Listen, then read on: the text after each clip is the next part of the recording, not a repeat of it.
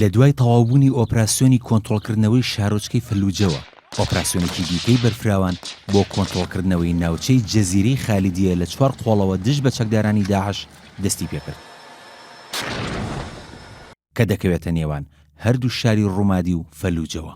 هێزەکانی بەشدار بوو لە ئۆپراسیۆنەکەدا کە بە پاڵپشتی هێزی ئاسمانی عێراق و هاوپەیمانی نێودەوڵەتی بەڕێوە دەچێت بریتین لە فیرقەی ئیمام عەلی سەر بە حەشدی شەعبی و هێزەکانی فەرماندەیی ئۆپراسیۆنەکانی ئەنبار و هێزەکانی پۆلیسی ناوخۆ و چەکدارانی هۆزەکان.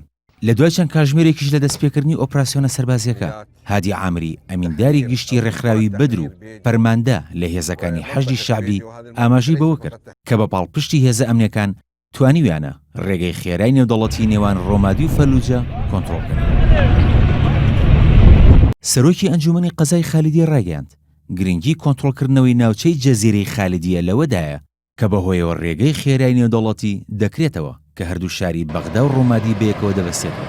هەروەها هاوڵاتیانی ناوەندی قەزای خالیدیە و شارۆچکەی حەبانیە ڕزگاریان دەبێت لە بۆردومانی هەڕەمەکی بەردەوامی چەکدارانی داعش.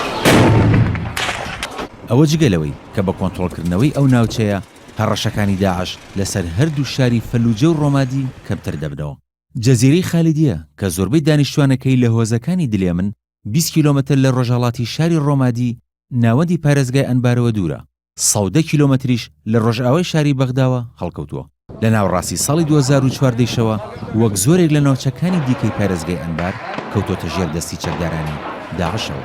زۆربەی ئەو چەکدارانی داعش کە لە شەڕەکانی ڕۆمادی و فەلوجە و سەقڵاویە هەڵاتون لە ئێسادا سەنگەرەکانیان بۆ ناوچەی جەزیرەی خالیدیە گواستۆتەوە. پێشتریش هێزە ئەمنیەکانی عێراق لە هەڵمەتێکی سەربازیدا توانیان ناوچەکانی زەنکورە و ئەلبوڕیشە و چەند ناوچەیەکی دیکە لە ڕۆژئاوای شارۆچکەی فەلوجە و نزیک لە قەزای خالیدیە کۆنتڕۆڵ بکەنەوە.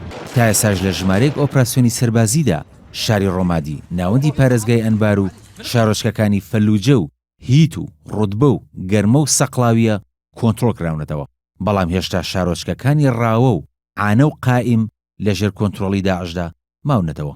بە کۆنتڕۆڵکردنەوەی ئەو سێ شارۆچکەیش لە ڕووی کردارەوە داعش کۆنتڕۆڵی تەواوی گەورەترین پارێزگاکانی عێراق لەدەست دەدات کە سێیەکی خاکی عێراقی پێکهێنەوە.